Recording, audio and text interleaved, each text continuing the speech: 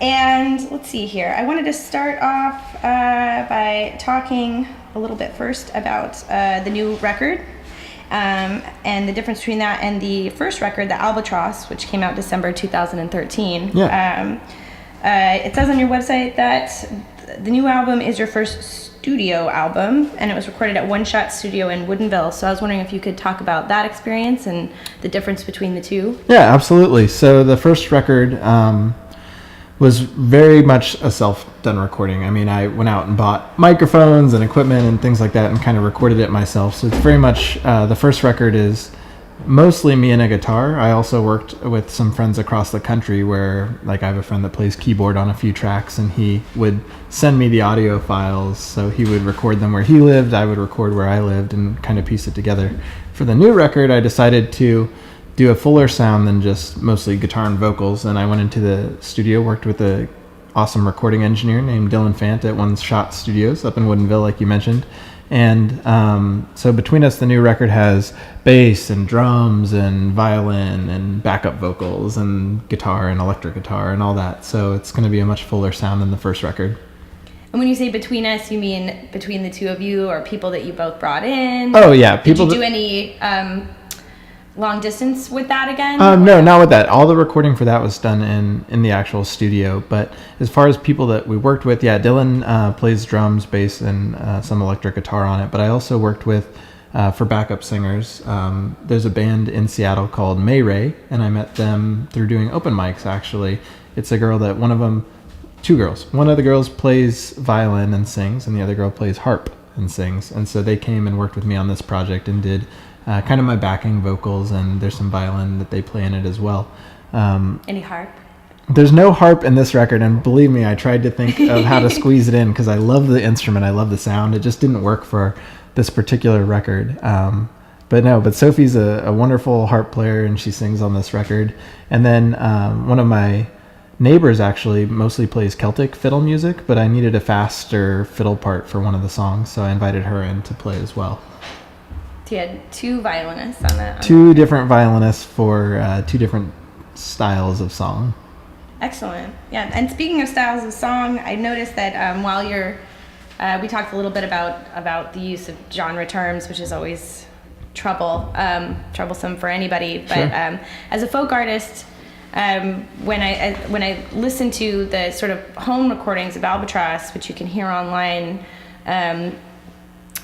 there are various types of folk genre represented throughout. It's not just one folk sound. Some songs will have an old school sort of traditional folk style, like When I Was a Young Man, Mm-hmm. and other songs will have a sort of new post-90s Kings of Convenience type folk sound, which is great to have various types of folk represented just in that one record, even if it's just a home recording. Or versatility is nice there. I mean, who are some of your other influences at that time? Well, when I was growing up, I'd say my first influence was my father, because I grew up listening to him play and write his own music and play acoustic guitar. The first guitar that I ever started learning to play was my dad's. And when I started getting serious about it, he decided to buy a new guitar for himself and give me his guitar. So that's really special to me. But he was always super influenced by artists like Bob Dylan. So that kind of folk influence, like you were mentioning, the more traditional folk influence is where I first started coming to listening to music. Artists like that, Nick Drake. And then, as you said, a lot of my own style has evolved, and I really enjoy even bands that venture sometimes between folk, country, and rock, like Dave Matthews Band, things like that. And then on the more folk side, artists like Alexi Murdoch are influential, Ben Howard, artists like that. So yeah, there is a huge musical influence in different genres. I mean, I really respect indie rock people like Sufjan Stevens and Andrew Bird as well, that I think are doing phenomenal work. And the Decemberists are another band that I think kind of skirts the line between indie rock, folk, and country. And their music and their stories that they tell really influence me a lot. Awesome. So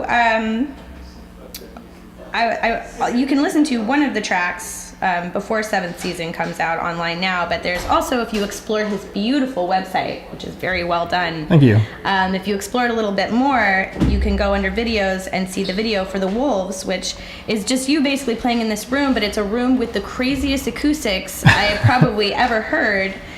Where is that, and is that the version that's on the record with those acoustics, or? Oh no! So yeah, so that was filmed. So last weekend I was in Long Island, New York, filming my first music video for the second track on the album called Lone Elm Road. The space that we were in was this huge chamber. It actually used to be part of it used to be a bank vault, and so it was this really gigantic room with these huge pillars in it, and it had this really echoey sound to it.